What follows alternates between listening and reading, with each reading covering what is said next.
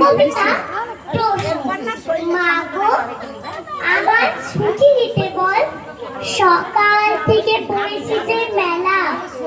এখন আমি তোমার ঘর বসে করবো শুধু পড়া খেলা। তুমি বলছো এখন সবে, না হয় যেন সত্যি হলো তাই। একদিনও কি বেলা হলে বিকেল হলো মনে করতে নাই। আমি তো বেশ থাকতে পারি বলে সূর্যি ডুবে গেছে মাঠে শেষে। বাগদি বুড়ি চুপড়ি ধরে নিয়ে শাক তুলেছে পুকুর ধারে এসে। আধার হলো মাদার গাছের তলা, কালি হয়ে এলো দিঘির জল। হাটের থেকে সবাই এলো ফিরে, মাঠের থেকে এলো চাষির দল।